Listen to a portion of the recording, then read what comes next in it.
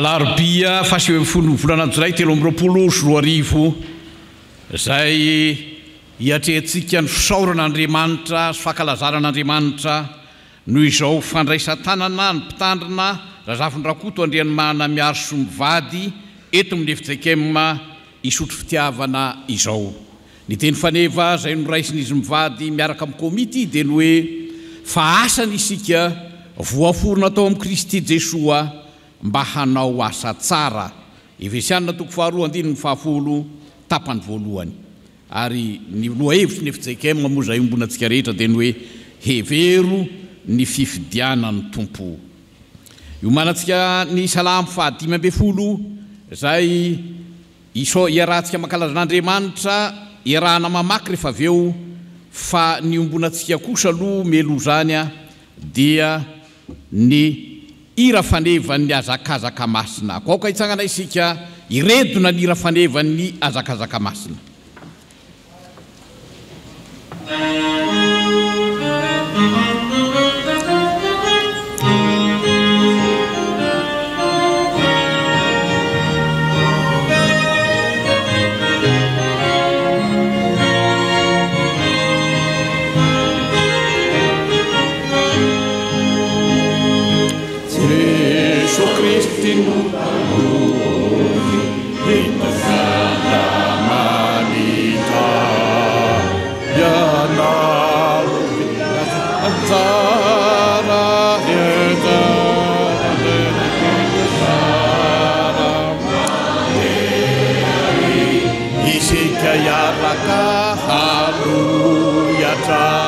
Ni azakazaka se felaza hazara imada kasikahara.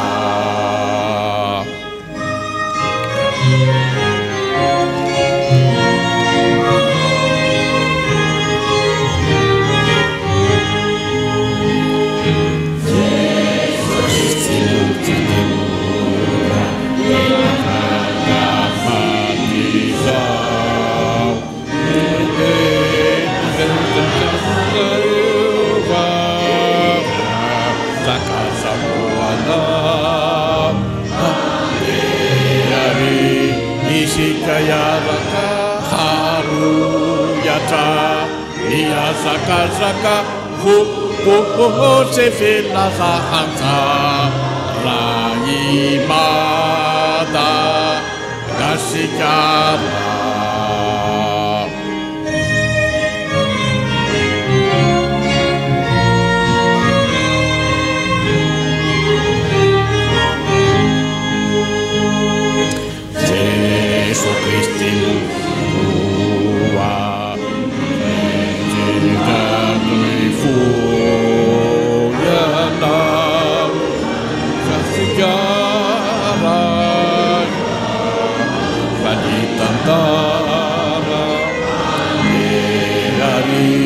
Isika yaraka aluyata ni azakazaka se felaza hazara imada kasikahara. Deari isika yaraka aluyata ni azakazaka se felaza hazara imada kasikahara. Ho an'izay rehetra malalan'Andriamanitra sady voantsony masina, ho aminareo rehetra ny fahasoavana sy ny fiadanana avy amin'Andriamanitra raitsika sy Jesosy Kristy Tompontsika. Amen. Ny Salamo 5:10 iarahan'ny fiangonana mamaky amin'ny anaran'i Jesosy manao hoe: Jehova, iza no hitoetra ao amin'ny tabernakelinao? Iza no nonao atendrombohitra ao masina? Izay mandeha tsy misy tsiny ary manao izay mahitsy sady misaintsaina ny marina ny fony, tsy manendrikendrika amin'ny lelany sady tsy manisy ratsy ny sakaizany ary tsy manao izay hafabaraka ny namany, tsy manaja ny ratsy fanahy fa manome voninahitra ny matahotra ny Jehova, tsy mivadika amin'ny fianianany na dia maningotra ny tenany azy sady tsy mampiana ny volany na mandray kolikoly anameloka ny marina izay mitandrina izany dia tsy mba hangozoozo mandrakizay. Amen.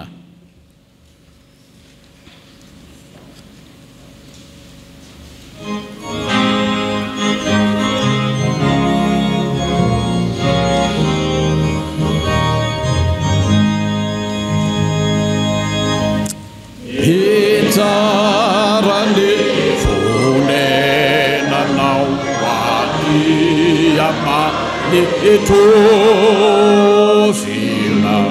na tehedohomo itatana masina kaye zanuiakatra yezai maiteko yezai nanayizay manamnito ino ny mpanavotrapana amino ny mpanavotravotrami no ny hipahanavotra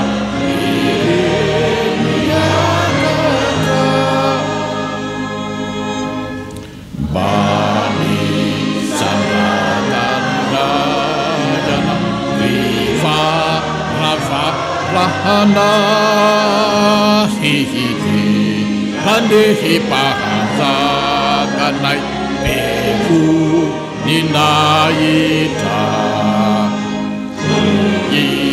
zizao panzake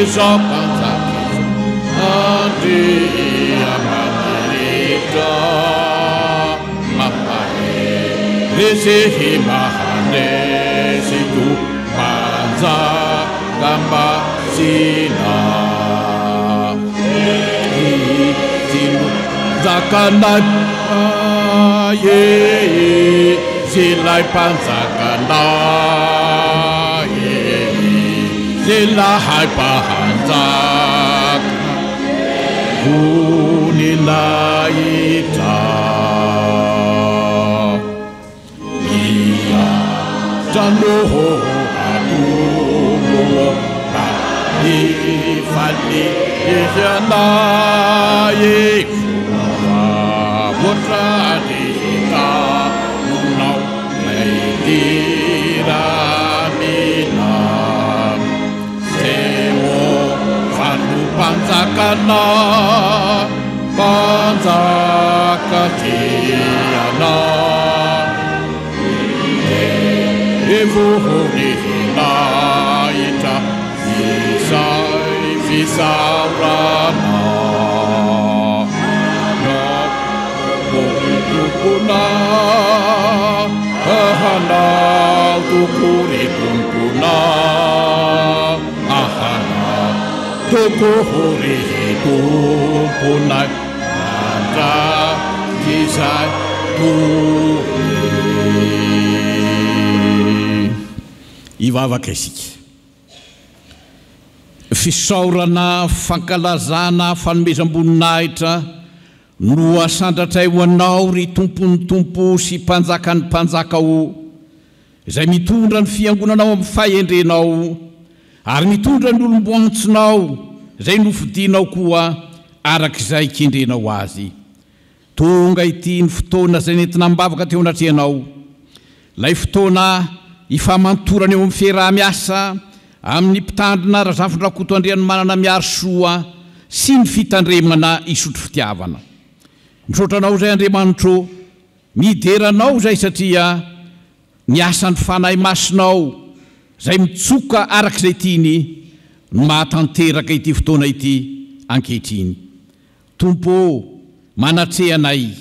Tompo, mitenena aminay. Aroko masina ho anao ity fivoriana ity mba hahamatotra ny fiaraha-miasa ny ho avy rehetra izay iaina ny mpitandrina izay notendrenao sy ity fitandremana ity, ka mba ny fahamarinana ny teninao aneno anapaka ary ho rakotry ny voninahitra ao ny fiaraha-miasa manontolo. Manatrehanay ankehitriny Tompo, ao anatin'izao fampompovavahana izao, ary aoka ny sitraka ao irery ihany no tanteraka mba hamira piratany voninahitra ao sy ny fiandriananao. Amin'ny anaran'i Jesosy Kristy tomponay no ivavahanay toy izany. Amen. Mipetraka ny fiangonana. Iraina vetrany ny irameloa ny vavaka sy ny famakiana soratra masina izay fandimbiasa an'ireo tompon'anjara samihafa.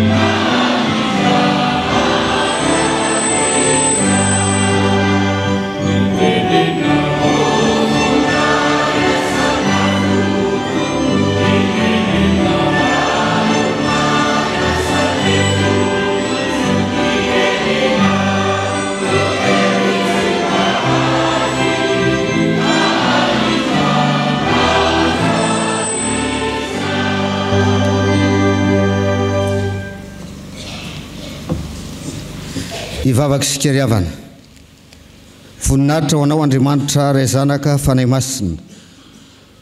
Misaotra anao zay fa nitao aminao zay ka tonga eto amin'ity toerana ity mba hifampidinika aminao, hifampitafa aminao. Ampafantaro anay ary ny sitraponao amin'izao ora sy fotoana izao. Fantatray fa hiteny aminay ianao amin'ny alalan'ny mpanomponao, amin'ny alalan'ireo mpanomponao hamaky ny fandimby sy soratra masina ihany koa. Tario ary zay fanahy masina mba hahafanay mifantoka hanana fatoniana tsara hiaino ny sitraponao. Hamasino izay, hamasino ny vahoakanao, ary dia matoky izay fa ho tonga nofo sy hakasika anay ny teninao Andriamanitro. Andriamanitra velona ianao ka manan-kambara aminay, dia mbarao aminay ny sitraponao, mitenena araka amin'ny fombanao Tompo vao-voninkainanao izay. Amen.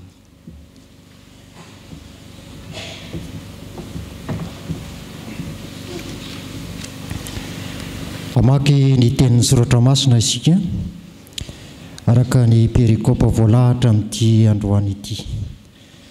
Tantara voalohany toko fahavalo amby roapolo, ny andininy voalohany ka hatramin'ny fahafito. Tantara voalohany toko fahavalo amby roapolo, ny andininy voalohany ka hatramin'ny fahafito, vakitsika amin'ny anaran'ny Tompo. Ary novorian'i Davida tamin'i Jerosalema ny lehibe rehetra tamin'ny Israely, dia ny lohan'ny firenena sy ny komandin'ny antokony izay manompo ny Andriamanjaka, ary mpifehy arivo sy mpifehy zato sy ny mpitandrina ny harena mba mifanahana rehetra ny mpanjaka sy ny zanany mba mitandapa sy ny lehilahy mahery dia ny lehibe rehetra. Ary Davida mpanjaka nitsangana ka nanao hoe: mianoa ary rahalahiko sy ry vahoakako, raha izaho dia efa mitapam-poko ny hanao trano fitsaharana ho an'ny fiaran'ny fanekeny Jehova sy ho amin'ny fitoeran-tongotr'Andriamanitsika. Ary efa novononiko izay hoety manao azy. Nefa hoe Andriamanitra tamiko, tsy hanao trano ho an'ny anarako ianao satria ela-piady sy mpandatsatra. Nefa kosa Jehova, Andriamanitry ny Israely, efa mifidy ata ny ankonany raiko rehetra ho mpanjakan'ny Israely mandrakizay. Fa Joda no nofidiny ho mpanapaka, ary tamin'ny taranako Joda indray dia ny ankonany raiko no nofidiny. Ary tamin'ny ankonany raiko dia izaho kosa no nakasitrahany ka nataony mpanjaka amin'ny Israely rehetra. Ary tamin'ny zanako rehetra, fa zanaka maro no nomeny Jehova ahy, dia Solomona zanako no nofidiny hipetraka amin'ny seza fiandriana ny fanjakan'i Jehova hanjaka amin'ny Israely. Ary hoy izy tamiko: Solomona zanakao no hanao ny tranoko, sy ny kianjako fa efa nifidy azy ho zanako aho ary izaho rainy. Ary ampitoetra ny fanjakana ho mandrakizay aho raha maharitra mitandrina ny didiko sy ny fitsipika mandrakariva izy tahaka ny amin'izao anio izao. Amen.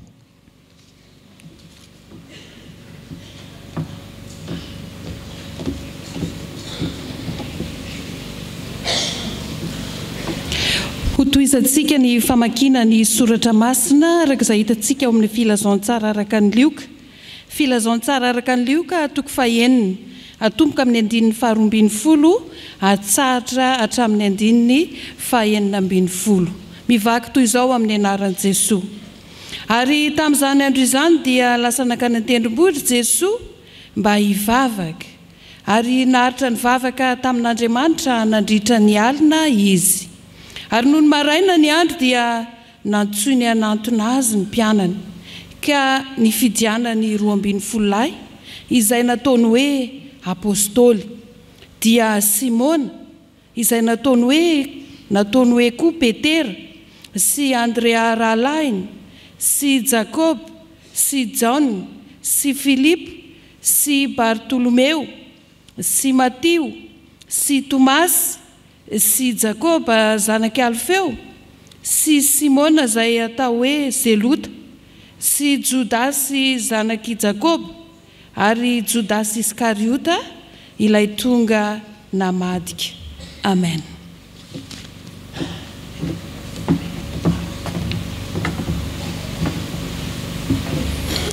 Faranatsika ny famakiana ny soratra masina.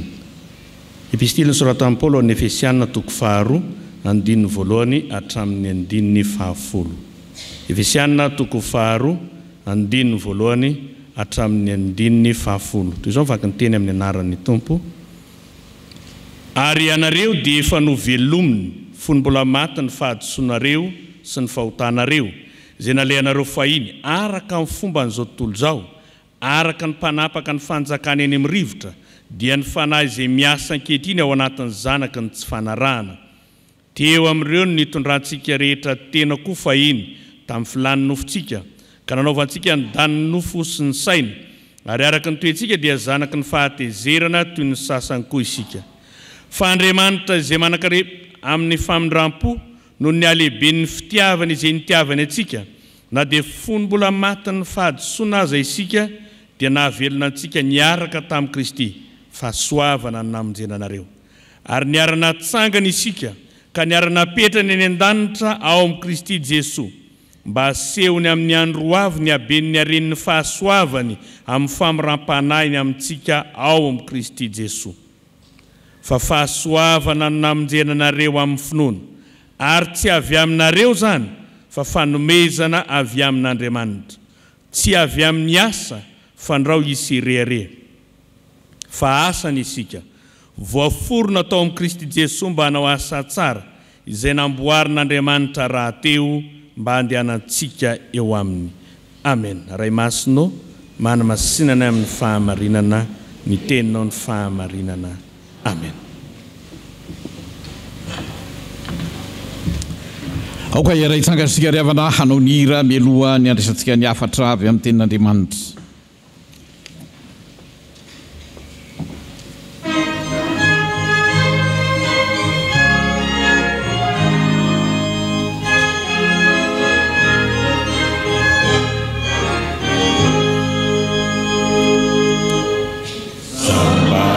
Izay voavedeo mpiasanao ka aloha ireo adidy izay natomboka mitaizany fanahy tony vitanao obe ady tena zay arikao Jesosy.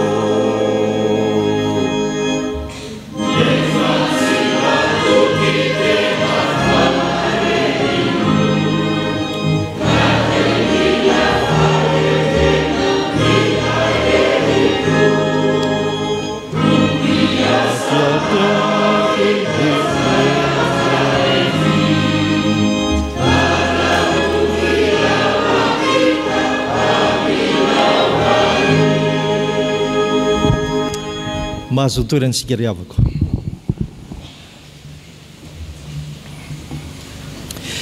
Ry havana malalo amin'ny tompo ampitombona mamontsika rehetra trany ny fahasoavana sy ny fiadanana avy amin'Andriamanitra Ray sy Jesosy Kristy tompontsika. Amen. Mbola hivavaka isika. Indre ny hafalian'Andriamanitra eto amin'ity tranonao ity. Anehoanao ny fitiavanao tokoa zaky. Ary ho vavolombelony izao eo anivon'ny mpanomponao izay natsonao sy ny fiangonana naorinao eto amin'ity FJKM hisotro fitiavana ity. Miteneny anao tompo, fahasanao tokoa zahay, ary noforononao tao amin'ny zanakao de Jesosy Kristy mba hanao asa tsara. Mihitsy manateny zahay fa ny fanainao masinao aminay rehetra. Dia amin'ny anaranao Jesosy Kristy rahateo no anaovana izany vavaka izany. Amen. Manaritra ny fiarabanantsika rehetra amin'ny anaran'ny Tompo ny havako. Tafahoana tahaka an'izao tsika ary isaorantsika n'Andriamanitra zany. Atahoana ny siarabantsika ny mpitandrina Menakavy, dia ny mpitandrina Razafindrakoto Andrea Anomanana Miarisoa Menakavy zany, satria zava-dehibe eo amin'ny fiainam-panompon'ny mpitandrina ny tahaka an'izao.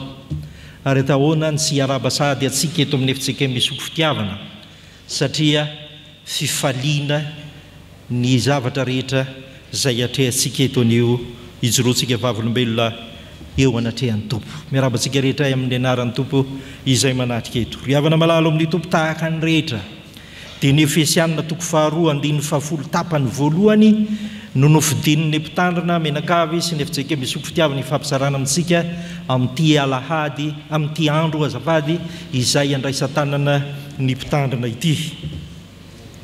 Kanefa ny mba tsotsiniko ry havako dia vakiako avokoa ny andininy rehetra amin'ny anaran'i Jesosy manao hoe fahasansika voaforona tao amin'ny Kristy Jesosy mba hanao asa tsara izay namboarin'Andriamanitra rahateo mba handehanantsika eo aminy.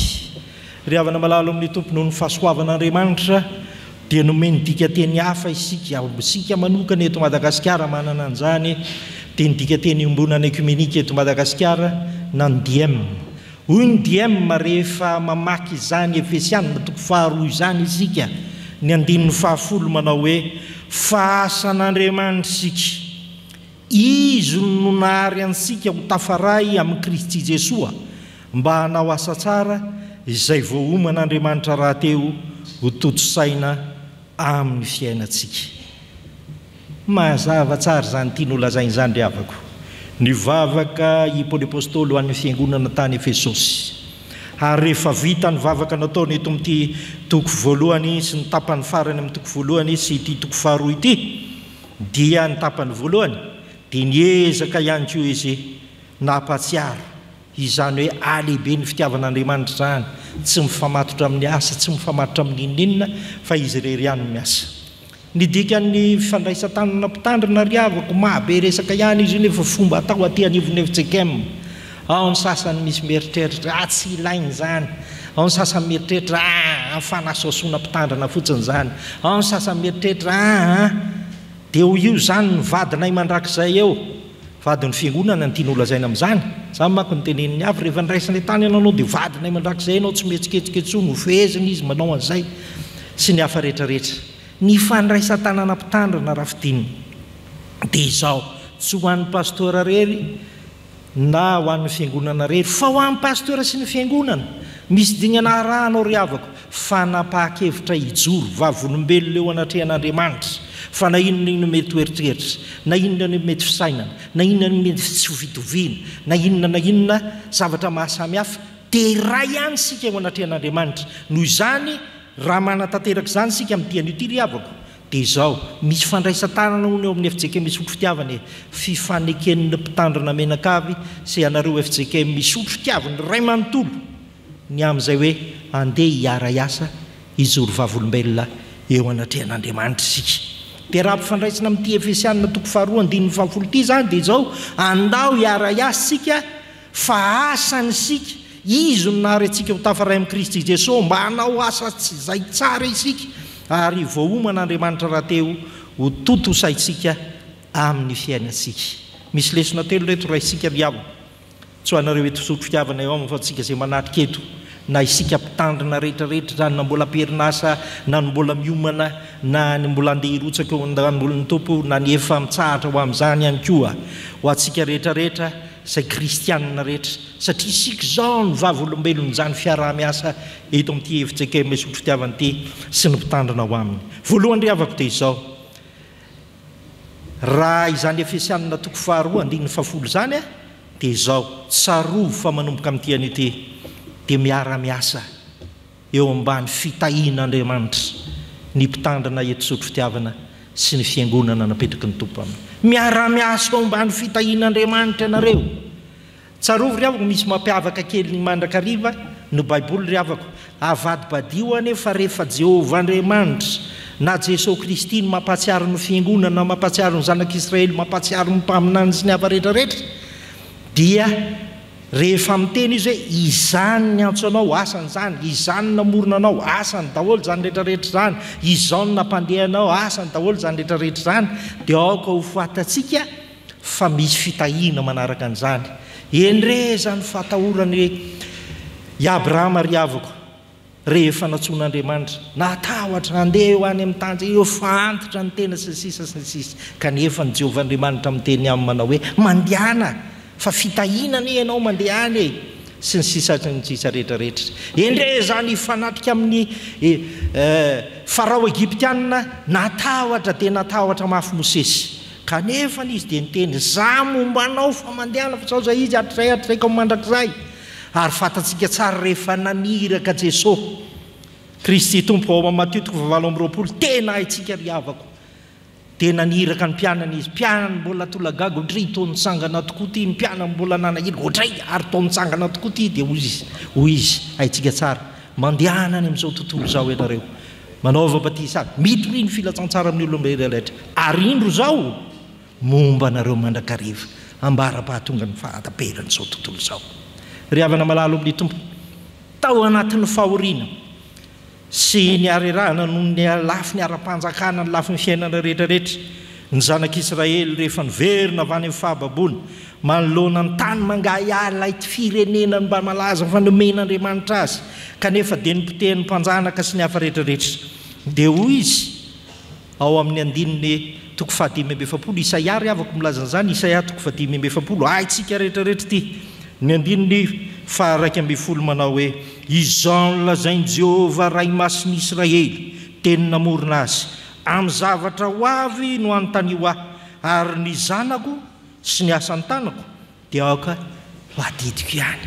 Adidin'Andriamanitra ianareo manomboka androany, miara-miasa eo ambany fitahian'Andriamanitra zany, mbola andray andraikitra Andriamanitra amin'ity hevitsika misotro fitiavany ity sy ny mpitanona ho aminy, ary mbola hitahanareo ny tompo, mbola hiaranareo ny tompo, mbola mpamirapiratra ny tavany aminareo ny tompo. Zany ny fitahiana omen'Andriamanitra antsika, na inona mety fampotsika an'io Andriamanitra io, ninona mety eritrerisika ao anatin'io, ninona mety antony atsika hirosona ho amin'izany fandraisan-tanana zany, tsia rehefa mpanompo zay nofidiko ny tompo dia tsy mba hariko.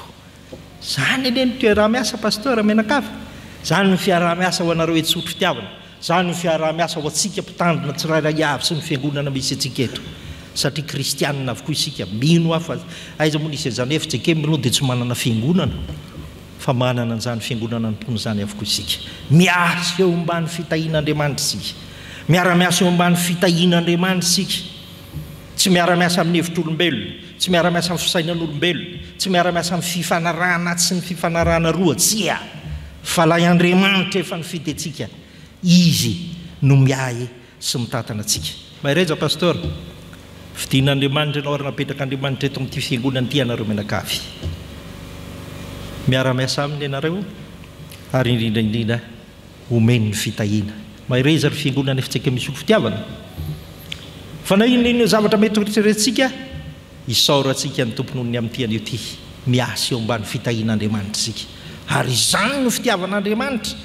Ity ry havako dia averiko foana ity, efa naveriko ity rehefa nametraka mitanina teo aloha tamin'ny fotoan'andro, tamin'ny fotoana lasa, efa naveriko teto ty nandalo teto andray mandeha, tsarovo tsara fa tena fitahian'Andriamanitra no nahatonga ny anaranareo hoe efitsika misotro fitiavana ho ahy, averiko foana zany, fa raha natsoina fotsiny ianareo hoe efitsika misotry,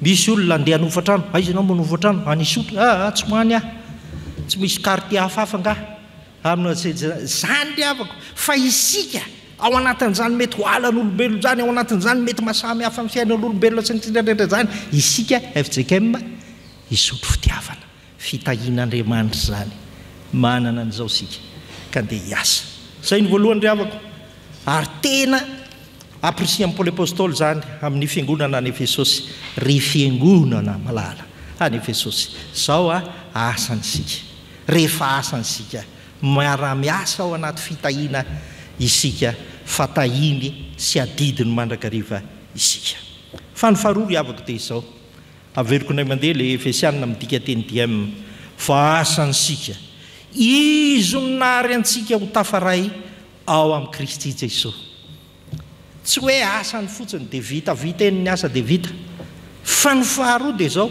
tena izy mihitsy koa no ny asa nahary atsika ary dia no ariny itsika mba ho tafaray tsy afa-misaraka amin'i Jesosy Kristy ary dia izay no andraisako ny faharoa ry havako ny lesona faharoa zay resaitsika aoka ny fiara-miasa atsika mba ho mpiara-miasa amin'i Kristy aoka ny fiara-miasa atsika tsy ho lavitra ny Kristy aoka ny fiara-miasa atsika misy an'i Kristy foana mandrakariva dia ny mpitandrina sy ny fiangonana izany ry havana malalo amin'ny tompo ny olona mahay miara-miasa dia ny olona mahay mifankaty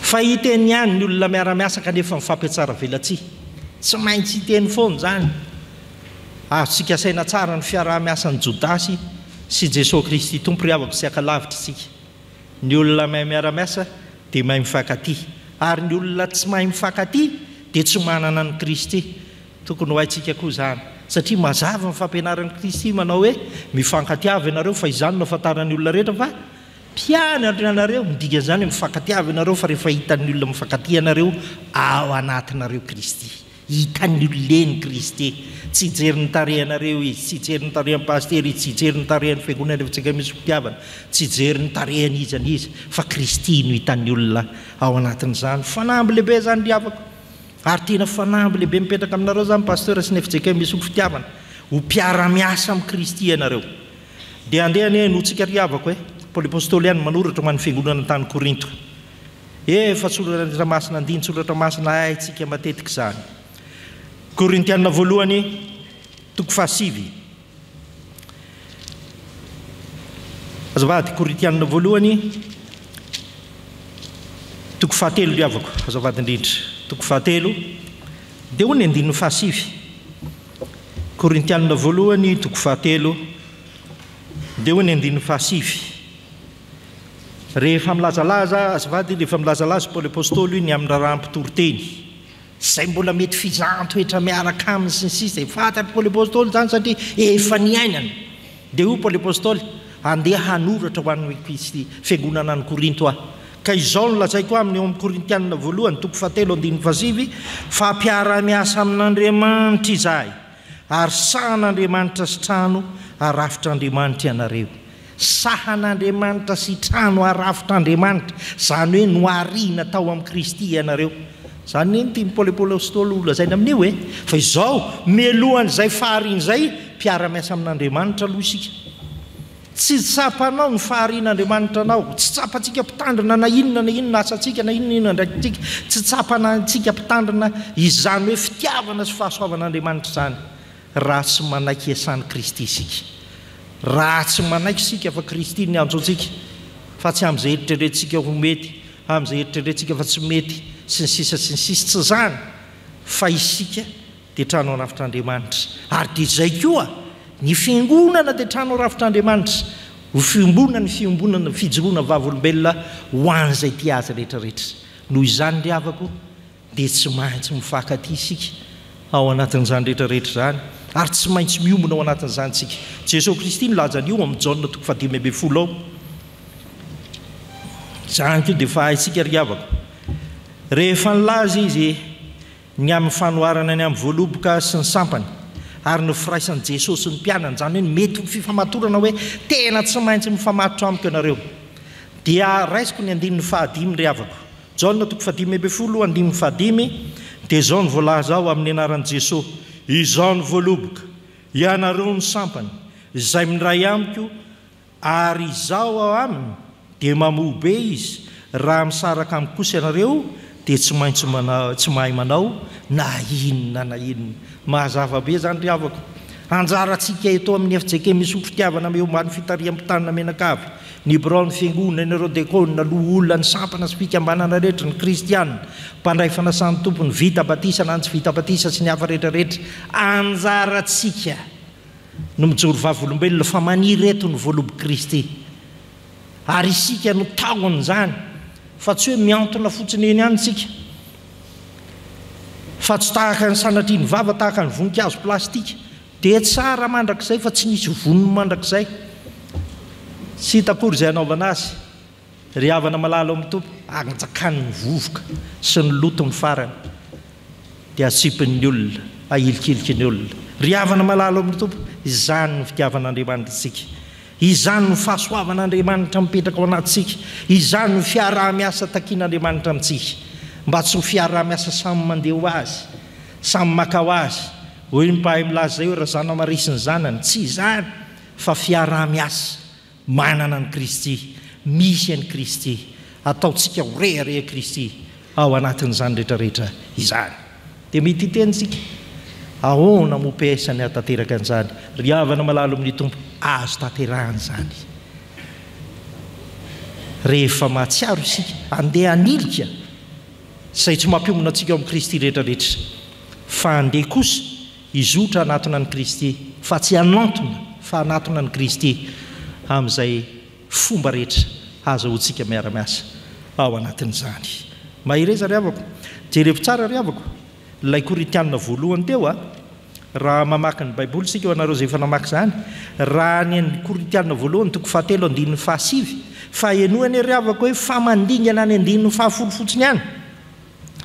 Raha hoe mpiara-miasa amin'Andriamanitra zahay ary san'Andriamanitra sy tsanao rafitr'Andriamanitra ianareo dia hoy ny 9 araka ny fahasoavan'Andriamanitra omena tahaka ny fanao mitamarika mahay no anaovako ny fanorenana sy ny sisa sy ny sisa. Fa hoy ny 9:20 fa tsy misy mahay manao fanorenana hafa afa-tsy izay natao dia Jesosy Kristy. Tany remo sao dia mba hanorina fanorenana hafa anynivon'ny fiangonanao any ka eritreretinao sy adikanao zavatra hafa ny fiaraha-miasa mitanina sy ny fiangonana. Tsia fa avolombelona zany amin'ny teny ity ary dia inoantsika fa iaina amin'ny fitiavan'Andriamanitra isika. Roa zay ry havako. Ny voalohany dia zao mba ho fiaraha-miasa eo ambany fitahian'Andriamanitra ane zany, mba ho fiaraha-miasa akaiky an'i Kristy sy eo anilan'ny Kristy mandrakarivany no eto amin'ny mpitandrina menakavy sy ny fiangonana FJK misotro fitiavana. Fa izao mba ho mpiara-miasa tsy hanao afa-tsy ny sitrapon'Andriamanitra ianareo, mba ho mpiara-miasa tsy hanao afa-tsy ny sitrapon'Andriamanitra ianareo. Inona ilay sitrapon'Andriamanitra? Mazava tsara ny ilazan'ny Paoly apôstôly azy, averiko vakina indray. Fa asany isika izy no nahary antsika ho tafaray ao amin'ny Kristy Jesosy, dia izao ilay sitrapony mba hanao asa tsara izay voahoman'Andriamanitra raha teo ho totosaitsika amin'ny fiainantsika. Dia hoy ny ato amin'ny Efesianina ry havako, andeha iverenana ny ato amin'ny Efesianina izay novakina tamintsika teo. Fa asany isika voaforona tao amin'ny Kristy Jesosy mba hanao asa tsara izay namboarin'Andriamanitra raha teo mba handehanantsika eo aminy. Fahatelo ry havako dia izao, tena mba ho mpiara-miasa amin'ny sitrapon'Andriamanitra rery ihany ene ny mpitandrina sy ny fiangonana. Zava-dehibe zany ry havako. Ny asan'Andriamanitra tsy maintsy atao zany ny dika amin'ny fiaraha-miasa tahaka an'izao, tahaka n'ilay voalazany ao amin'ny Jaona 7:4 manao hoe fa isika tsy maintsy manao ny asan'izay naniraka raha mbola atoandro ny andro avy ny alina ka tsy mahazo miasa ny olona. Ry havana malalo amin'ny tompo izao ny le atoandro hoe ity androany ity ny manambara fa mbola atoandro ihany eto misotro fitiavana, mbola tokony hiasa isika dia nanapa-kevitra ve ara-asa amin'ny tanina sy ny fiangonana. Mety misy ny fahasamihafiana ho mety misy zavatra manahirana fa izao tena ny sitrapon'Andriamanitra no eketsika, ny sitrapon'Andriamanitra ny joroana vavolombelona, ny sitrapon'Andriamanitra no iarahana miazakazaka araka ny hira faneva izay ijoroantsika vavolombelona amin'izao fotoana izao. Fa izao ry havako, Jesosy Kristy dia manamafy an'izany ao amin'ny Jaona toko fahadimy ao dia zao ny fampianarana ataon'i Jesosy. Jaona toko fahadimy. Niakatra tany Jerosalema Jesosy ary nasitrana marary tao amin'ny farihan'i Betesda. Dia namaly nisy resaka amin'ny fanaovana tamin'ny jiosy ry havako, nanome tsiny azy fa ahoana ny sitranonao sy ny sisa sy ny sisa. Dia zao no nataon'i Jesosy Kristy Tompo. Ao amin'ny Jaona toko fahatelo andininy toko fahadimy azafady andininy fahatelopolo. Zao no nataony. Hoy izy amin'ny anaran'i Jesosy: raha izao ihany dia tsy mahay manao na inona na inona, arak'izay reko ny itsarako ary marina ny fitsarako, fa tsy mitady ny sitrapoko ao fa ny sitrapony izay naniraka. Ny sitrapon'Andriamanitra, misy tenin'Andriamanitra zay ao manao mba hampianareo kely fa malaza mihitsy koa le tenin'Andriamanitra fa maromaro koa moa foana le mitory teny ary havako. Tsy izay rehetra manao hoe tompotompoko no andova amin'ny fanjakan'Andriamanitra, fa izay rehetra manao ny sitrapon'Andriamanitra. Mety sa manana eritreretintsika isika fa ny ombonana eto amin'ity fiangonana ity dia zao vovonjy. Pasteur Miarso Menankavy miasa mba ho vovonjy hanana valim-pity izy amin'ny mampanompony azy.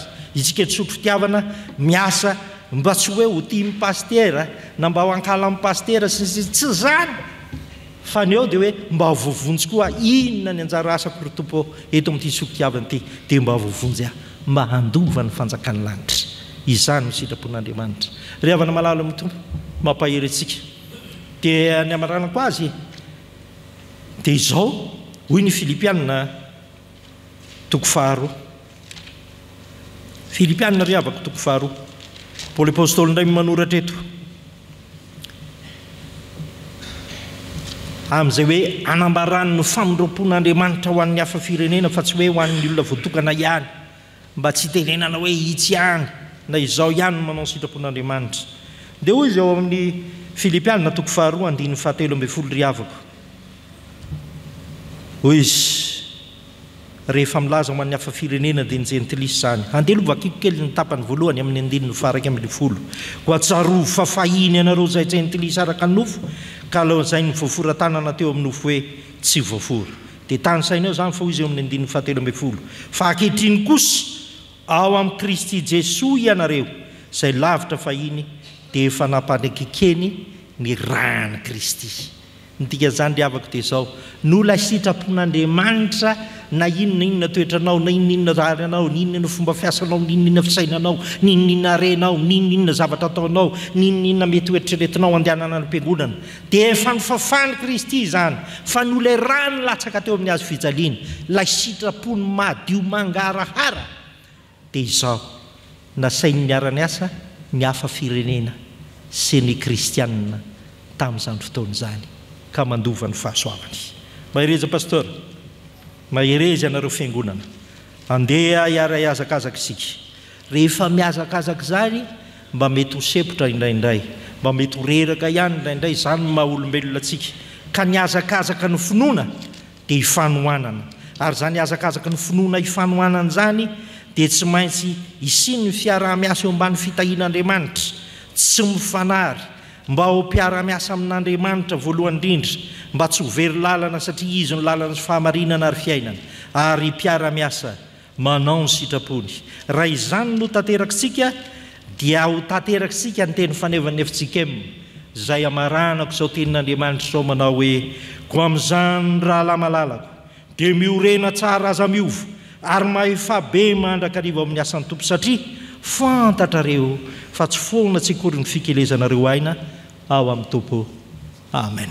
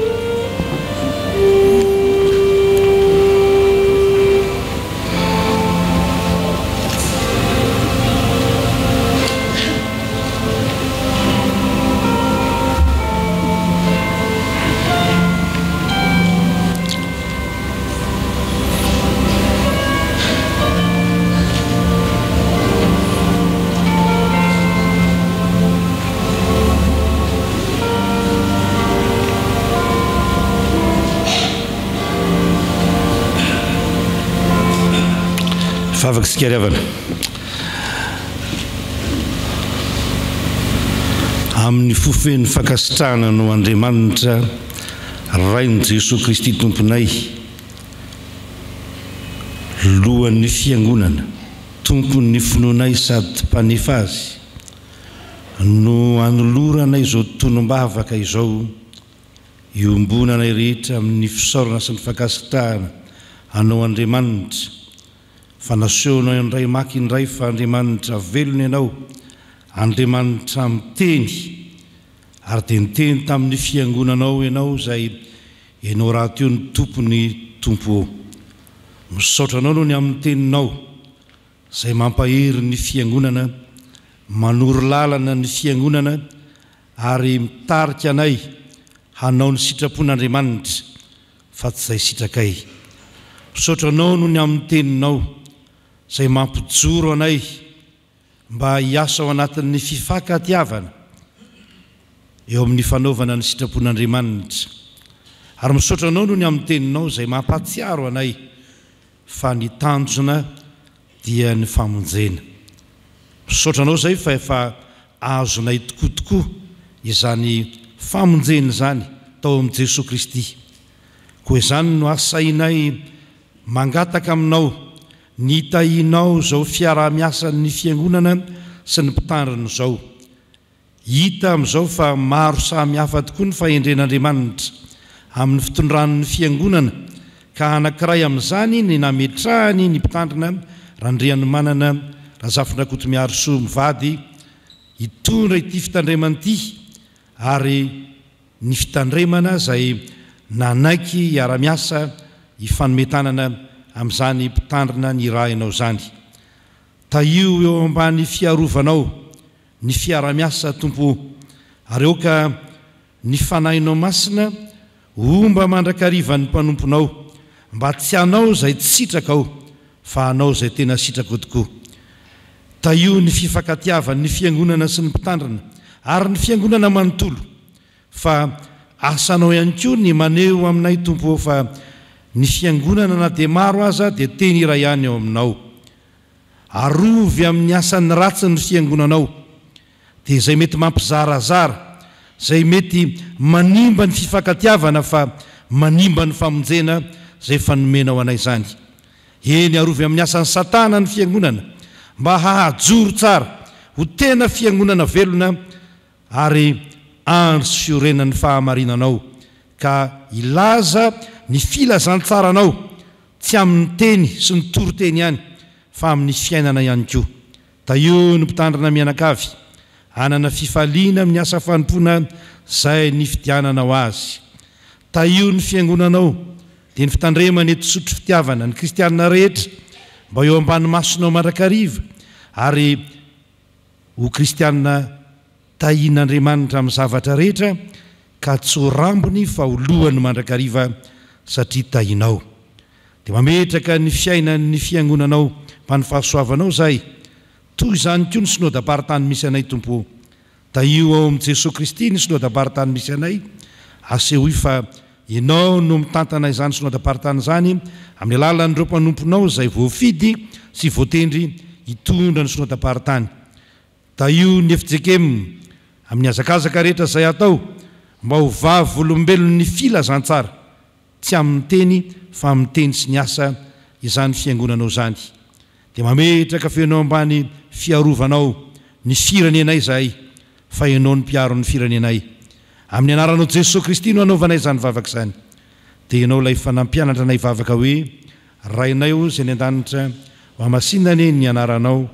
tonga ny fanjakanao atao any sitraponao ny dian-tany io tahaka ny any an-danitra mihonan'io izay any nasahaza ao anay ary mamelany elokay tahaka ny namelanay izay ny eloka taminay aza mitondra anay amin'ny fakampanay fa manafahanay amin'ny ratsy anao ny fanjakana sy ny hery ary ny voninahitra mandrakizay amen.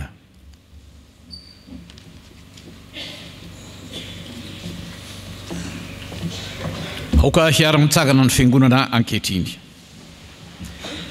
aoka ary sika hiaraka hanaiky isanambana amin'ny fanakemponana kristianina izay iraisantsika amin'ny fiangonana kristianina manerana izao tontolo izao ka ny fanakemponana apôstôlika no iombonantsika amin'izany. Mino an'Andriamanitra ray tsy toa mpanao ny lanitra sy ny tany aho, ary mino an' Jesosy Kristy zanan'lahy tokana tompontsika izay nitorotoronina tamin'ny fanahy masina, nateraky Maria Virjiny, nijalana nanapaka Pontius Pilato, lomboana tamin'ny hazo fijaliana, matika nalevina, midina tany amin'ny fiaina tsy hita, nitsangana tamin'ny maty tamin'ny andro fahatelo, niakatra ho any an-danitra, mipetraka akavanan'Andriamanitra ray tsy toa. Avy any hiaviany tsara mivelona sy ny maty. Mino ny fanahy masina aho, fiangonana masina manerana izao tontolo izao, fiombonany ny olona masina, ny famelan-keloka, ny fitsangana ny tena amin'ny maty ary ny fiainana mandrakizay. Amen. Mipetraka ny fiangonana. Ireo dia iaino ireo asan'ny fiangonana isika ka ny sekretera ny sodapartany no iroso anatanteraka izany. Ho ampitombona ho aminareo ny riavana ny fahasoavana sy ny fiadanana avy amin'Andriamanitra ray sy Jesosy Kristy tompontsika. Fa asany isika voaforona tao amin'ny Kristy Jesosy mba hanao asa tsara. Efesiana 2:10 tapany voalohany. Manantitra ny fiarabanantsika rehetra tsy hakanavaka amin'ny anaran'i Jesosy Kristy tompo ry havana. Anio fa 7 Jolay 2024 fandraisan-tanana ny mpitandrina Razafin-Drakoto Andrianomanana miaro soa mianakavy eto amin'ny fitandremana isotro fitiavana. Koa miarahabanareo amin'ny anaran'i Jesosy Kristy tompo izay amin'izao fifandraisan-tanana izao. Toy izao ny raharaha-piangonana tsara ho fantatra. Avy amin'ny Foibe FJKM. Fiangonana Jesosy Kristy eto Madagasikara komity ny fankalazana ny jobily volafotsy fiombonana amin'ny radio fahazavana dia manolotra konferansa isaky ny amin'ny enin'orariva anasanantsika rehetra amin'ny reto toerana ireto. FJKM Atsimo Mahamasina ny alakamisy 20 Jolay 2024 miaraka amin'ny mpitandrina Andriamampianina Zaka lohahevitra ny asa fanompona amin'ny fijery, fotom-pinoana sy ny haitantara. Ao amin'ny FJKM Tranovato Ambatonakanga ny zoma 20 Jolay 2024 miaraka amin'ny mpitandrina Rakoto Arvony Yuga lohahevitra ny fanambin'ny fitoriana ny filazantsara ao anatin'ny tontolon'ny serasera. Izany rehetra izany dia anasainantsika rehetra ho tonga maro. Ireo daty tsara ho fantatra momba ny fiaonam-be. Fiaonam-be ny dekona sy loholona ny 15 ka hatramin'ny 19 Aogositra 2024. Toerana misy atsika ato anatin'ny synodam-paritany Antananarivo Andrefana any Majunga. Fiaonam-be ny sampatia sady fankalazana ny 70 taona toerana eto Antananarivo synodam-paritany Antananarivo Andrefana. Fiaonam-be ny sampana vokovokomanga ny 7 ka hatramin'ny 17 Aogositra 2024 toerana Toliara synodam-paritany laharana 7 Fiaonam-be ny Fipizeda ny daty 7 ka hatramin'ny 17 Aogositra 2024 toerana natotosana zany ao Majunga synodam-paritany Bona Vaovao. Fiaonam-be ny FF daty ny 14 ka hatramin'ny 17 Septambra taona 2024 toerana Ambadja SP faritany voalohany Atseranana. Fiaonam-be paritra sampana Dorcasy ny 17 ka hatramin'ny 15 Aogositra Antananarivo sy Tomasina toerana anatanterahana zany ao Tomasina. Vaovao eto anivon'ny synodam-paritany. Jobily sy fankalazana ny fetim-piangonana. Ny 20 Jolay 15 taona ny fiangonana Ambotsiro Fitiavana.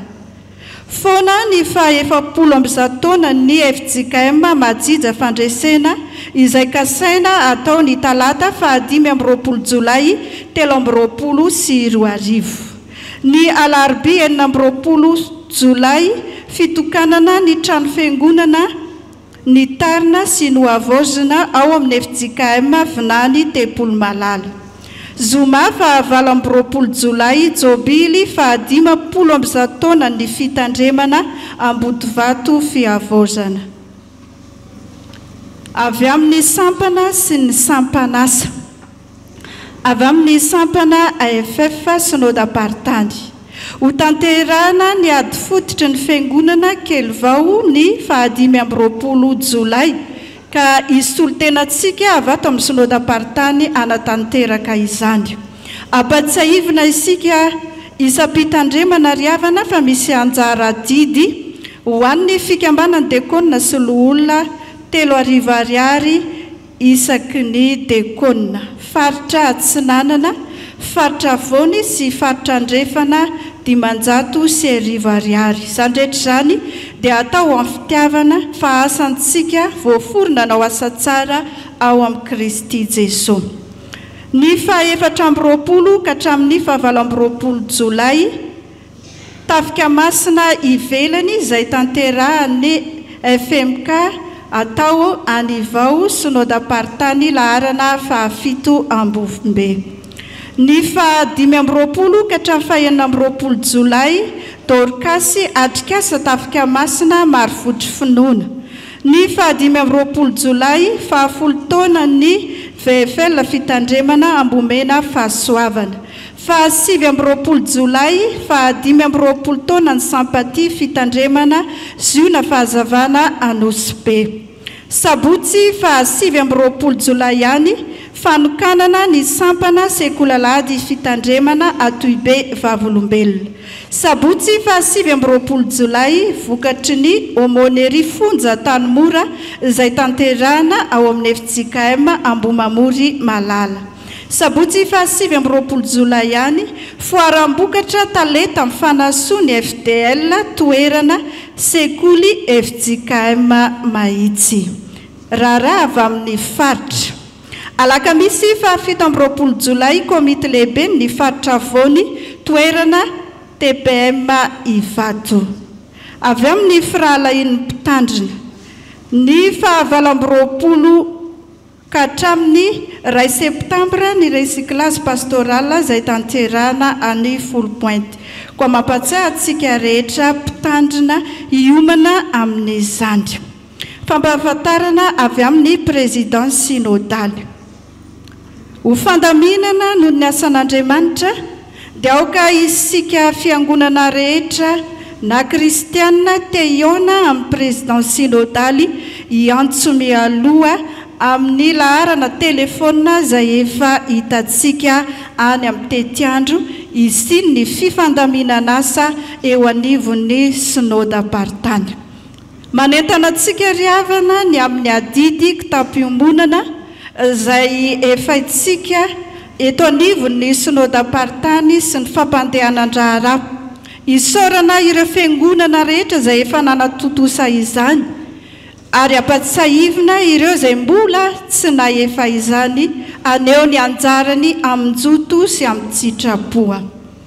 Entanina toraka izany koa isika riavana anefa ny vary ny présidence synodaly izay efa fanaontsika ao anatin'ny taona. Toy izao riavana ny tompon'anjara tamin'ity andro anio ity. Ny mitarika ny fampompivavahana raha mamonjy Arso Robert mpitandrina Filopanampy mpitandrina Birao amin'ny Synodam-Paritany. Ny mitory ny tenin'Andriamanitra Razafindrakoto Andriambalohery Asinarivo mpitandrina présidence synodaly. Ny vavaka talohan'ny vakiteny ny mpitandrina Rabe Mananjara Fidson. Ny vakiteny ireto mpitandrina sy katekista délégué ireto. Raha Arson David mpitandrina, Raharikoto Robin katekista délégué, Ranay Varsoty Arson mpitandrina. Ny nanatotosa ny vavaka fangatahana Randri Amsata Rosé mpitandrina ary ny vavaka rakitra Randriana Arvelo miandroso aja. Dia izay no raha tsara ho fantatra eto anivon'ny Synodam-Paritany ho an'Andriamanitra irery ny voninahitra.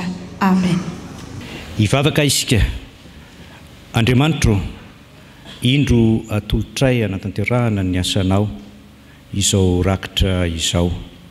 Raisy tompo ho tonga amin'ny tanjona kendrenao Andriamanitra azy ny fampiasana azy, ary indro koa avosandray ny fanoratenanay ho fanatitra velona masina sitraka ao Andriamanitra izany. Ho voninahitra ao ny fahavelomanay noho na ran Jesosy Kristy. Amen. Mahazo mipetraka ianareo revako.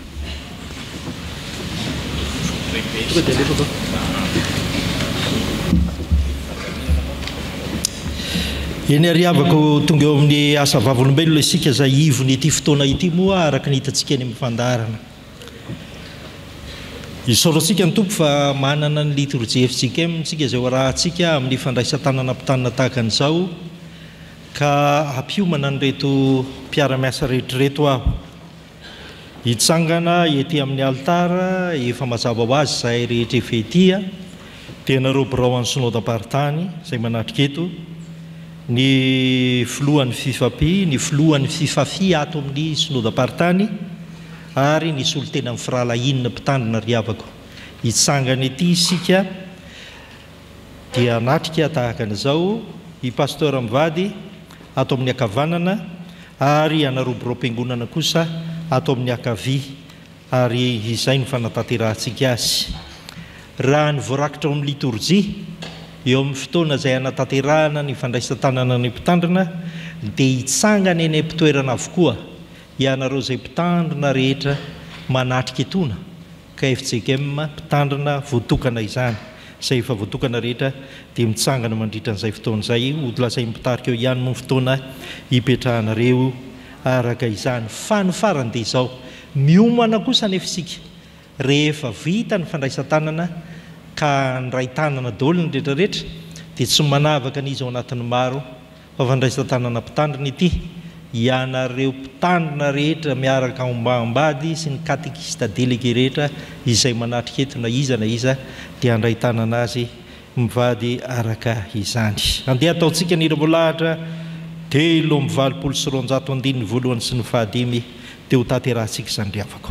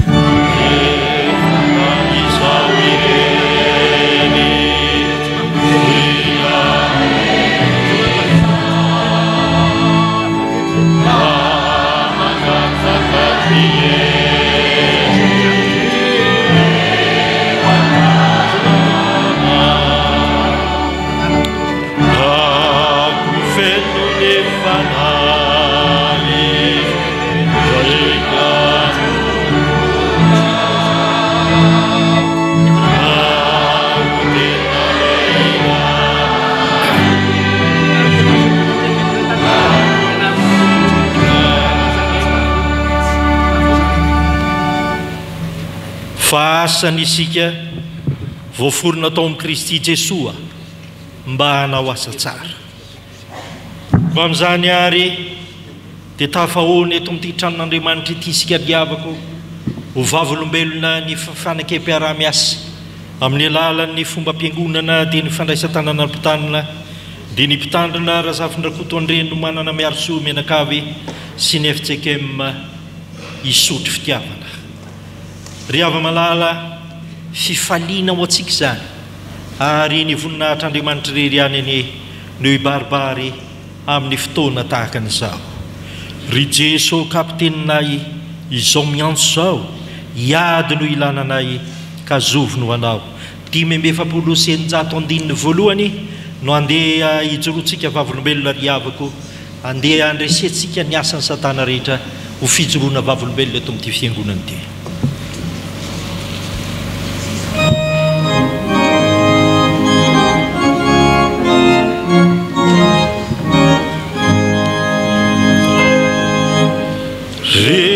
Jesuka betemina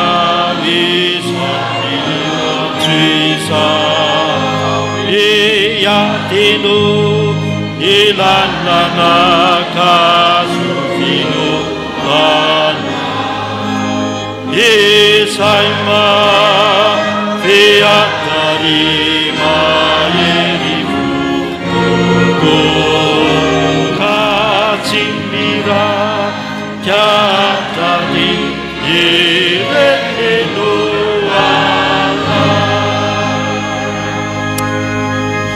Ko amin'izany ary dia mitodika aminao zahay ramatoa Razafin-drakoto andriany manana miaro soa mpitandrina mangataka anao zahay hanambara ny fanekenao zao antsy ny fiangonana izao sy izay kasainao amin'ny fanatanterahana ny asa mampitandrina anao eto amin'ny FJKM Isotro Fitiavana.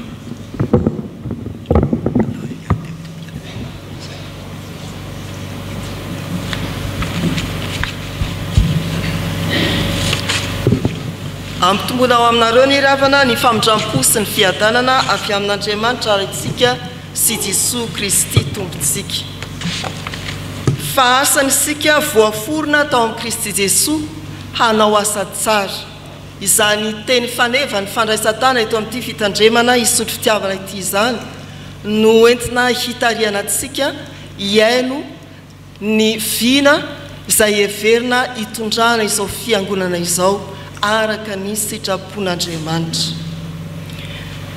Voalohany, ilofosana ny fitaizam-panahy amin'ny fandavorariana ny fanompoam-pivavahana, ny toriteny, ny fampianarana ary ny fampiofana sy ny fampizarana eo anivon'ny fiangonana sy ny sampanasa asa ary fikambanana ary any amin'ireo famangina samihafa sy ny fampiasana ny teknôlôjia.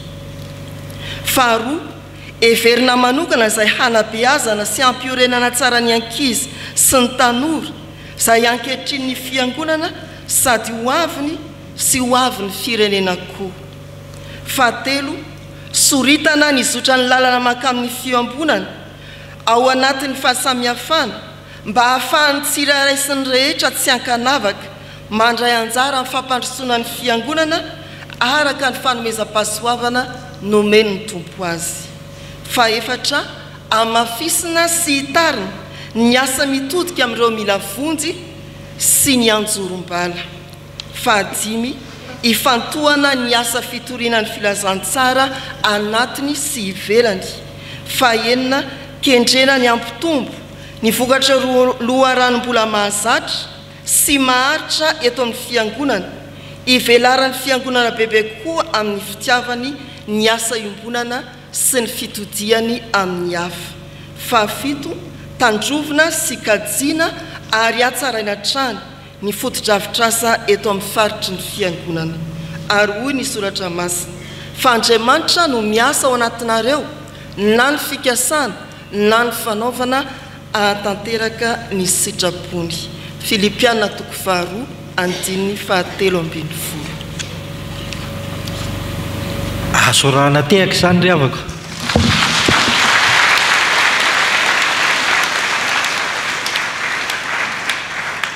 Zao ary dia mangataka atsika mpitandrina izay efa voatokana rehetra hitsangana eny am-pitoerana ry havako.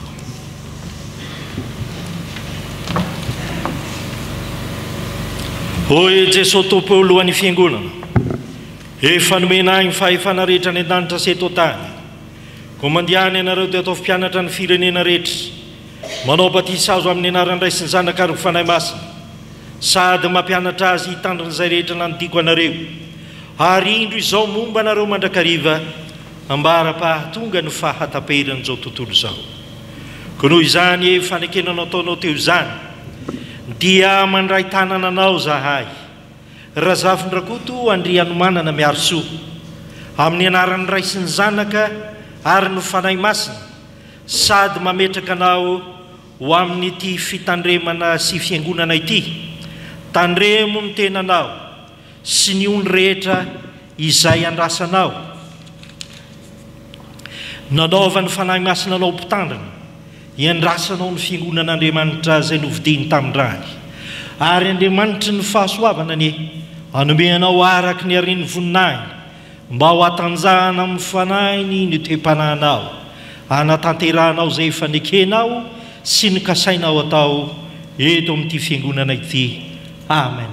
Dia miarabanao ihany koa Andriamatoa vadiny mpitandrina satria manana didy sy andraikitra ho amin'izany ianao. Hiara hitsangana ny fiangonana rehetra riavako dia hivavaka amin'izao ny mpanotosaina ny birao ny synodam-paritany ny mpitandrina izany. Vavaka sy riavaka. Andriamanitra rainay mahatsiary izay teninao hoe misaora amin'ny zavatra rehetra fa izany sitrapon'Andriamanitra ho amin'ny Kristy Jesosy. Misaotranao izany amin'ny fahatanterany ity fandraisan-tanana ity izay aleonay ampahabe maso ny fahavononana ny amin'ny fiara-miasa eo amin'ny mpitandrina sy ny fiangonana. Midadasika ny satria hatrany amin'ny farany tany ary miantso olona maro ianao mba hifanetanana ka nahatonga anao miteny fa avery nareo amin'ny latsahany fanahy masina aminareo. Tsy asan'olo tokana ary tsy vitany sanyreny fa iantsonao mpanompo maro samihafa mifanohana mba hatanteraka ny sitraponao. Misaotranao izany fa lavorary izany ankehitriny ary mbola miaraka aminao izay alohan'ny fiangonana.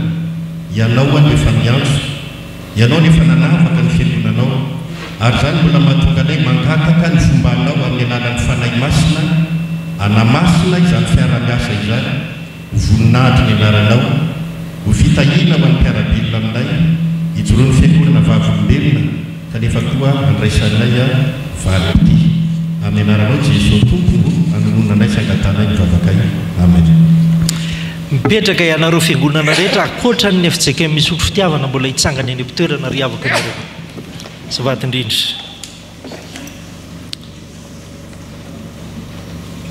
Ankehitriny dia mitodika aho aminareo eto amin'ny efitsika misotro fitiavana izay. Riavana malala. Inonay fa ny tompony efa nanendry ny mpitandrina Razafin-drakoto Andriamanana Miarisoa Menakavy amin'izao fanompoana masina izao. Koa dia manolotra azy ho anareo zahay ary mangataka indrindra solitena anankiray avy aminareo mba hanao fitenenana fohy ho mariky ny fandraisanareo ny mpitandrina Menakavy. Mandroso tompoko.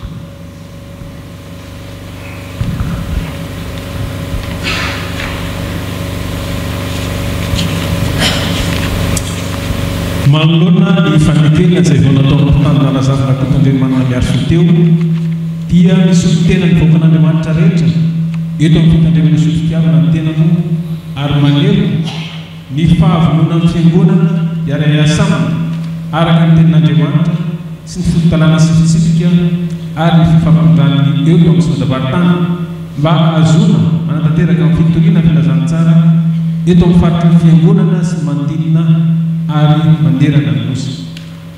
Vonona ny fiangonana anolotanana azy azo mandeo izay fikasana tanterana araka nambarana teo eto araka ny fitarian'ny fanahy masina. Hiezaka ny fiangonana hanao izay rehetra anjara didy ny fiangonana mba ho fijoroan'ny fiangonana ho vavolombelona. Fantatra sady takatra tsara fa ny asoa sy ny ampandrosin'ny fiangonana no kendreny amin'izany.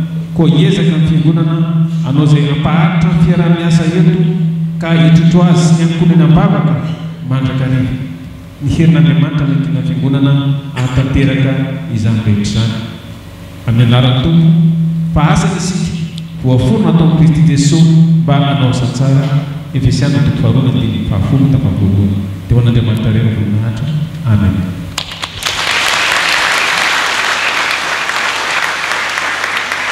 Koa amin'ny anaran'Andriamanitra ray zanaka ary fanahy masina amin'ny anaran'i Jesosy Kristy alohan'ny fiangonana dia ino ary izahay manolotra ny mpitandrina Menakavy araka izany teny mamy ataonareo izany dia ny mpitandrina Razafin-drakoto Andriamanana Miarisoa Menakavy ho mpitandrina eto aminareo hoy ny tsodrano zay tonona amin'ny anaran'i Jesosy tompo antsika rehetra. Andriamanitra ny fiadanana zay nitondra an'i Jesosy tompontsika mpianolo lehibe hiala amin'ny maty mitondra ny rano ny fanekena mandrakizay izy any ahatanteraka anareo amin'ny tsara rehetra anao ny sitrapony ka hiaso anatinareo zay kasitrany io masony amin'ny alalan'i Jesosy Kristy. Amen.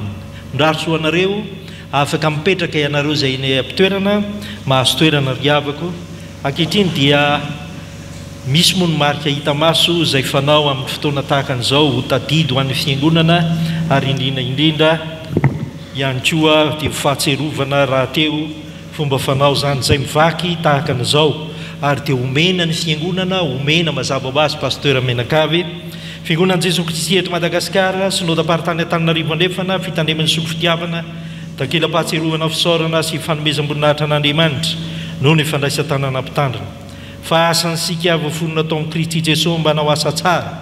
Efesiana 2:10 tapany voalohany. Atolotra Andriamatora zavatra koa andreny manana miaro sompitany amin'ny vady dia indray zany atolotra ny fiangonana mazava ho azy ity ho fisaorana sy fanomezam-boninahitra an'Andriamanitra no nandraisan-tanana azy teto amin'ny efintsika misotro fitiavana dia ao ny sarin'ny fiangonana ao ny sarin'izy mivady mahafatifaty tokoa. Dia manao sy ny eo moa ny président synodaly ny président fitandremana ny komity ary ny nitolorana dia ny datiny aneo ny filompanampy no anolotra ny ho an'ny pasteur dia ny filompanampy laika no ho an'ny fiangonana dia ny akanjo fanolorana ho atolotry ny misy fanamina moa ity zany dia avako miaraka amin'ny zioga ny loko rehetra ho atolotry ny mpitady-tsoratra dia ny baiboly liturgia sy ny FDF ho atolotry ny filohan'ny fifampy ary ny inite ny baiboly atolotry ny filohan'ny fifampy dia ny liturgia sy ny FDF atolotry ny fifampy zay amin'ny famadimadika eo moa zany fa dia tonontononony zany dia andray tanana izy ireo riavako vao vita reo zany dia tsy miandry itsony ianareo zay ny ampitoerana mba mandamina tsara zay pasteur rehetra na pasteur efa misotronono na vadina pasteur efa misotronono vadina vela dia misangana avokoa isika rehetra mandray tanana isika rehefa vita reto dia mandray tanana azy ny brom-piangonana mandray tanana amin'ny pasteur Menakavy dia mahavy ianareo dia miodina ohatran'izao dia mandalo eto dia lasa mandeha zay mba tsy ho ela le izy riavako ndao ary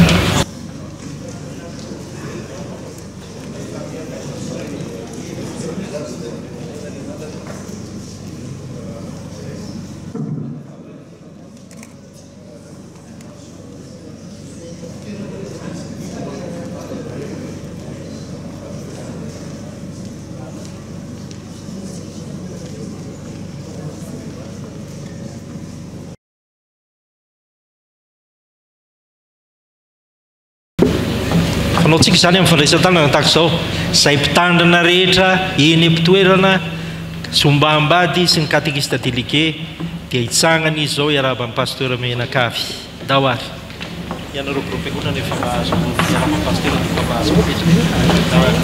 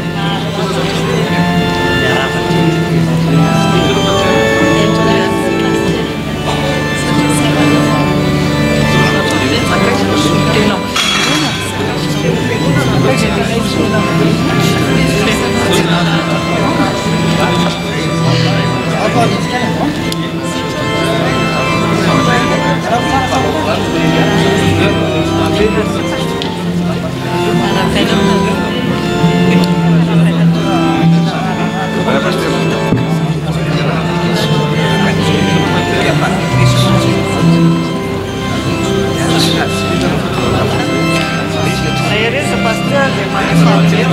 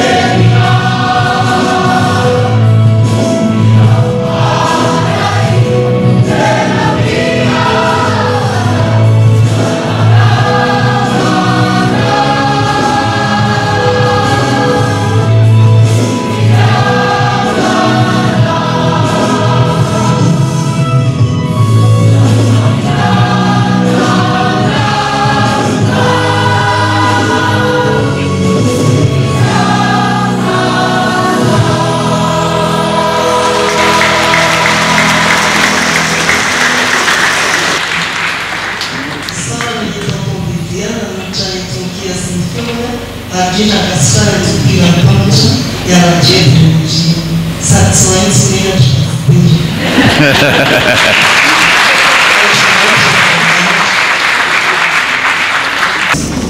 Itsangana tanana bari kadang-kadang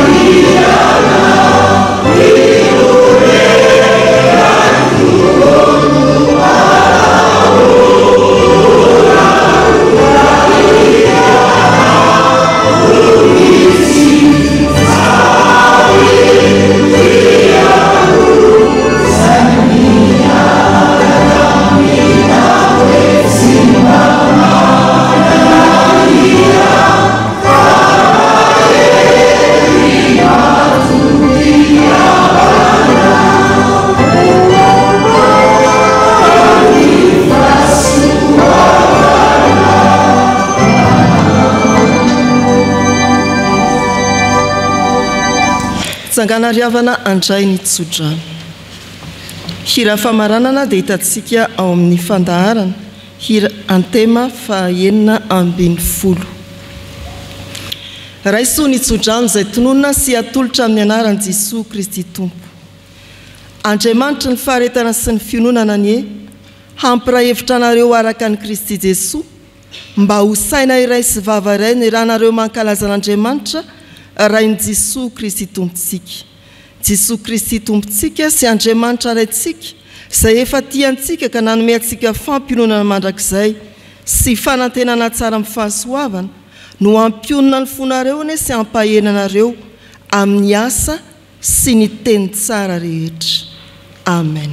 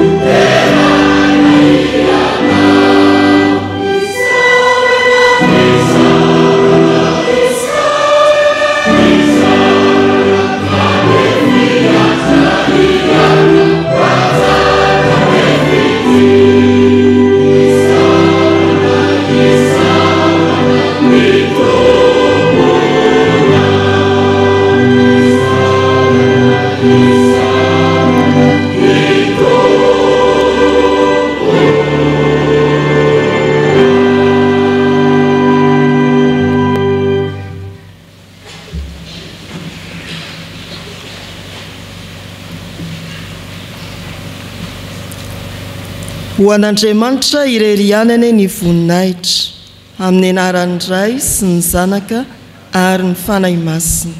Amen.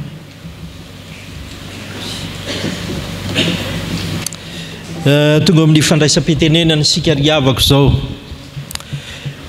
Satry moa hitenao atokavy isika menakavy kanefany misy ireo zay heverina fa hasolo tenantsika tsirairay avy dia ho tononoko eto. Mingavy aho zao any pastora mivady verina hitsangana etsy ihany satria le mandray fitenenana moa zany dia eo ihany koa. Dia safady rira pastora mivady fa eo ianareo.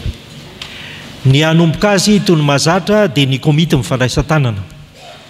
Sady isaotra ny komity mifandraisan-tanana riavako no anao ny fandaminana amin'ny sakafo, anao ny fanolorana zay efa nomanina sy efa araka ny fandaminana. Zay mandray fitenenana ao arinana zay dia mba tsy hitanisany arofenitra intsony, fa mba ataontsika iombonana avokoa zay arofenitra tany sain'ny komity ny fandraisan-tanana eo ry havako. Ireto le hiteny ao arinan'izay. Ao arinan'ny komity dia ny fianakavian'ny pasteur Miarso Movady. Misy anankiray zany mitsangana etỳ mandray anjara fitenenana aminareo zany izay. Dia ao ireo fiangonana ny aviany sy ny esany izy mivady zay efa niasany. Ny fiangonana ny aviany izy mivady zay efa niasany raha misy ao. Dia mifandaminy ianareo miara-miakatra ety daholo le solotena fa ny anankiray no mandray anjara fitenenana. Dia ao ireo efa niarany anandra taminy sy niarany asa taminy teo aloha.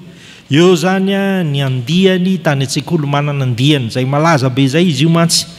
Dia eo ihany koa ianareo Braon Synod-Apartany teo aloha zay niarana asa taminy satria efa Braon Synod-Apartany teto amintsika pasteur Mertoa iary itsangana ianareo dia mifandamina ianareo amandray anjara fitenenana ary mamarana azy. Dia ny fianakaviam-ben'ny Synod-Apartany Antananarivo andrefana. Fomba ato Antananarivo andrefana ry havako le hoe tena mena malalaka isika 20 sekondra andraisantsika fitenenana avy. Saotra tompoko.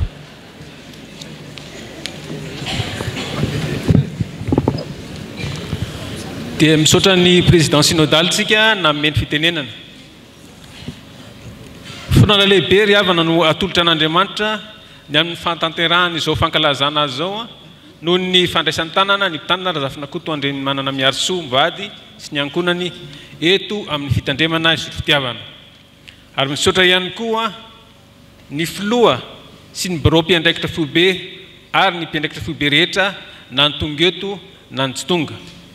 Ny filoha sy ny birao Synod-Apartany Antananarivo andrefana, ny fifafi sy ny fifampi, ny sampana sy ny sampanasa rehetra ary ny fikambanana eto amin'ny Synod-Apartany Antananarivo andrefana, ny mpitandrina sy ny katekista izay mpiara-miasa niaraka nanatotosa izao fampivavahana izao, ianareo mpitandrina sy katekista ary ny fitandremana rehetra manerana ny Synod-Apartany ny amin'izao fiombonam-bavaka nataontsika teto izao sady fanotronanareo ihany koa. Isorana ihany koa ry havana ireo mpiara-miasa dia ny komitiny izao fandraisan-tanana izao niara nitondram-bavaka sy niara nisala tamin'ny fikarakarana rehetra ho amin'ny fantanterahana ny fotoana izay natao tioto. Misaotra ry havana. Farany izay tsy kely indrindra dia fomba ny fiangonana ny manolotra fanomezana ho amin'ny mpitandrina raisin-tanana. Koa ny fanomezana omeny isotro fitiavana azy dia mbola eo andalam-panangonana izay atolotra azy amin'ny faharaiky amin'ny 30 volana Desambra ho avy izao dia ho an'Andriamanitra rery ny voninahitra. Amen.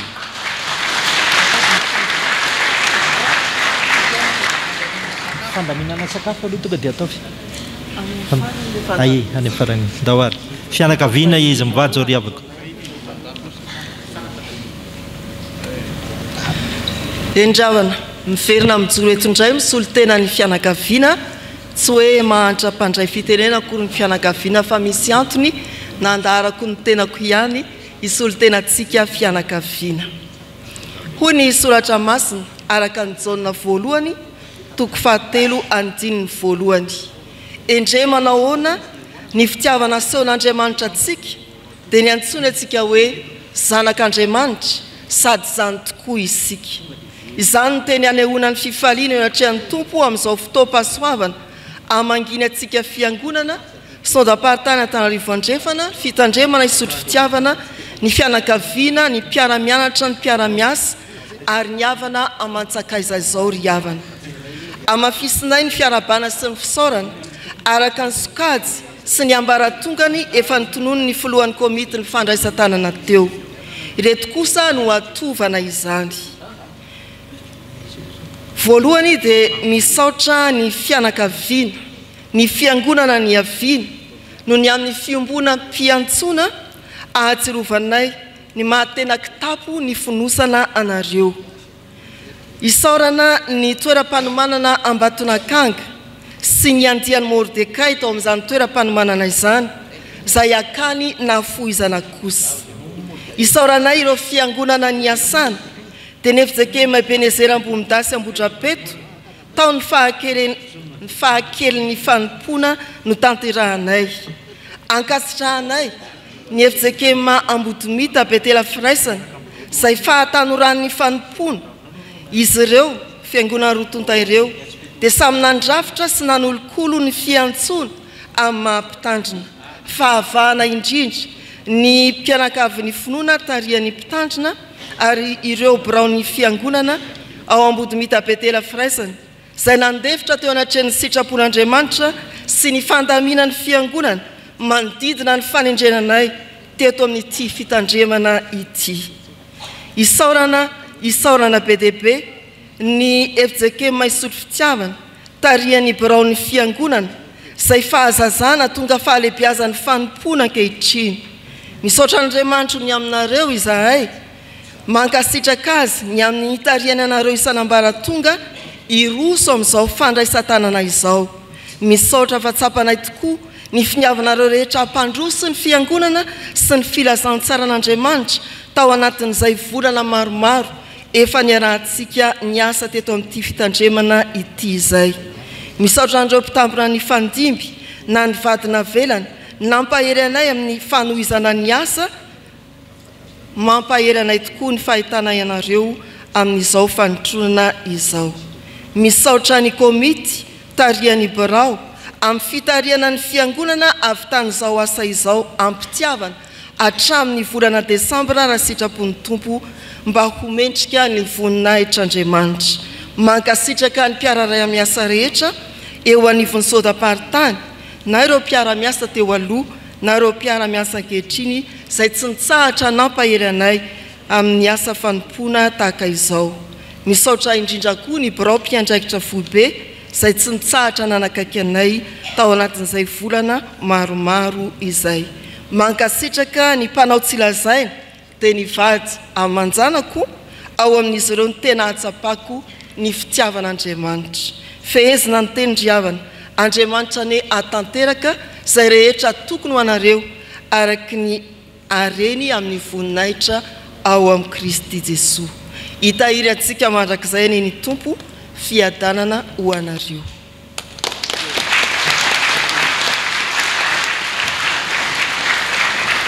Ny fiangonana ny aviany izy mivady sy ny efa niasany. Azo antoka fa misy zany fa pastera Miarosotsy ny efa teto ny fiaviany ato sotro fitiavana. Ndawary. Allo pastera René mitondra fitenena tsy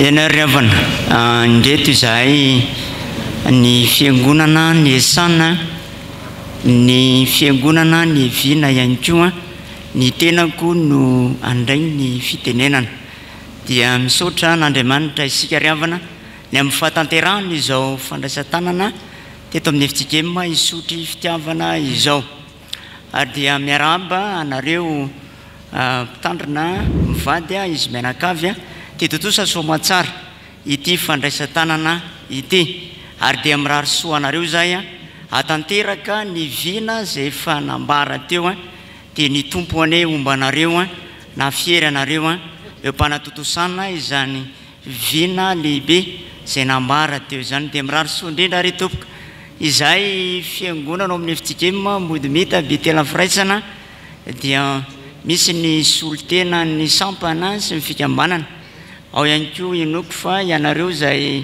fiangonana ny vina dia misy ny efa fifampitondrana voaomana anolotra izany izay dia ihany koa moa zany ny efijikema Mbondasy dia voanjo zay zany izay reto dia mirary soa indrindra reto tompoka.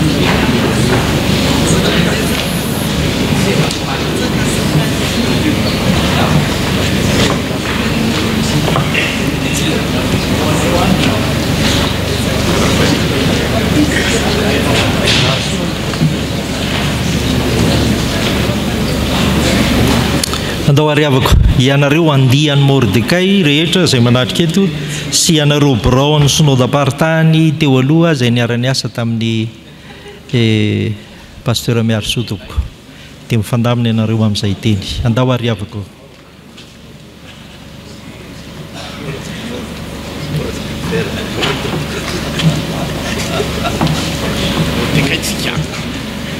Qu'est-ce que l'on dit ni souper au matin? Souper au matin.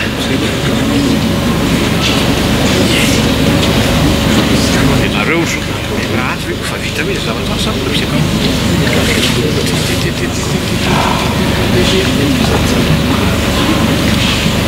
Tenez nous bien. Surtout bien. Voalohany mankasitraka tompoko nanomenay anjara fitenenana. Faharoa miarabana roa mivady sy anareo fehifitsika misotro fitiavana nahazo ity andro ity. Fahatelo miraso sy fiadanana avy amin'ny Jesosy Kristy ho anareo rotota ny mpitandrana mivady sy ny fitandremana tsy vakovolo ka tsara tsodrano sy tsara vavaky ianareo ho feno sy ampiky ny fahombiazana ianareo havita tanteraka amin'ny fitoriana ny filazantsara ny fanjakan'Andriamanitra. Faefatra misy olo tenantsika andiany Mordecai izay menada isany manatrika eto koa mandray tanana anareo ary manolotra tsodrano anaty valopy ho mariky ny mahiray antsika 5 taona lasa izay hoy ato aminao la petite demoiselle zao ianao bebe. Fahadimy ho an'Andriamanitra irery ny voninahitra.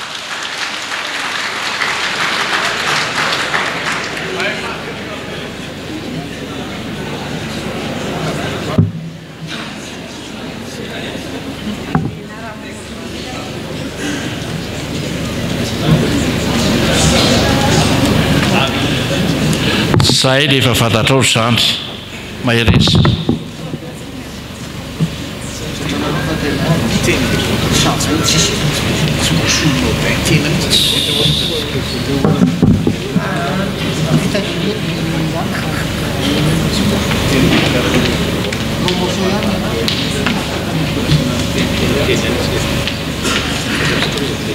Ndao ary ny fianakaviam-ben'ny synodapartany tompoko Antananarivo andrefana izay mbola mahatsiaro fa tokony hitsangana eto dia mitsangana ianareo zao.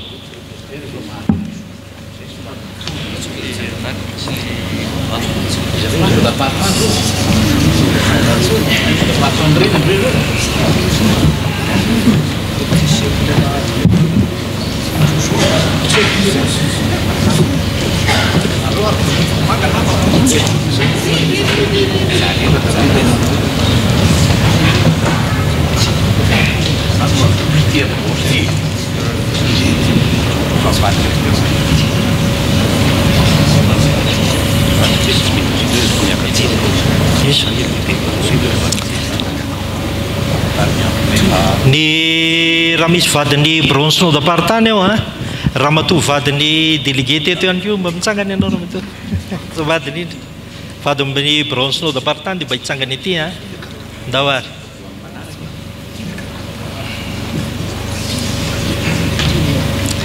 eny ary tompoko mitodika aminareo zay pasteur Mbady voalohany misaotra an'Andriamanitra ny faharoa manantra misaorana ho anareo eto amin'ny FJK misotro fitiavana re tarihan'ny birao ny fiangonana sy ny komity amin'ny fandaminana rehetrarehetra na ny fandraisana anay na ny fikarakarana amin'ny pasteur Mbady fa ireny fanamina rehetra ireny araka amin'ny fandaminana dia natao ny FJK misotro fitiavana zany sy ny zanany raha teo ihany koa aiza moa zanaky pasteur zao mba hitsangana kely eny ny zanaky pasteur mba ho hitatsika reny izy reny efa lehibe tokoa ry zareo zany dia isaorana ny voninahitra ny on'Andriamanitra rery ihany manaraka izany pasteur dia tahaka ny mazatra pasteur Mbady sy ny ankonany dia indreto zahay manolotra ny rakitra voalohany tamin'ity an'io ty sy ny tsodrano amin'ny isam-pitandremana rehetra ny tsodrano synodam-paritany raha teo ihany koa anareo dia toy izany ihany koa ireo solotena mitsangana ety dia manonona aoriana koa izy dia tononiko tsirairay ndao ary sady manolotra no teny firalahina mpitandrina firalahina faritra tsinana fikambana vehivavy mpitandrina sampana vokovoko manga sampana tanora kristiana sampana dorkasy miaraka amin'ny faritra zany reny fifoazana synodam-paritany ny fifafi synodam-paritany firalahiny mikedy ny aumônerie sy ny fianakavimbeny AFF synodam-paritany sy ny fianakavimbeny Sefala synodam-paritany FDL synodam-paritany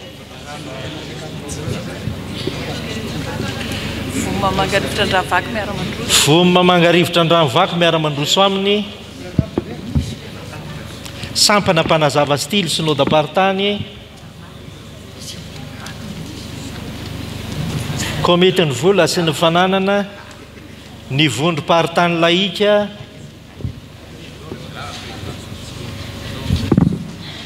zanaky sotro fitiavana moa président synodaly Rivarsoa dia bronze synodam-paritany moa reo dia mbola io mamarana azy io ny sekolelady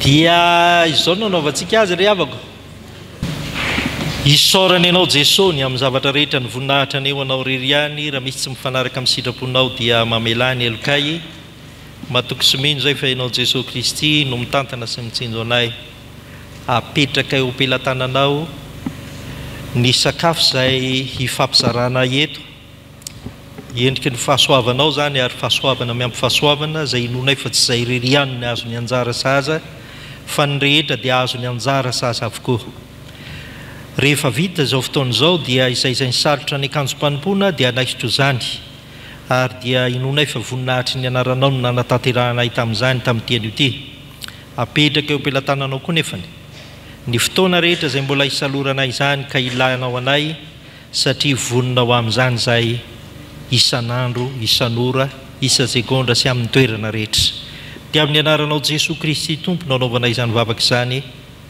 amen raha soantsika rehetra tompoko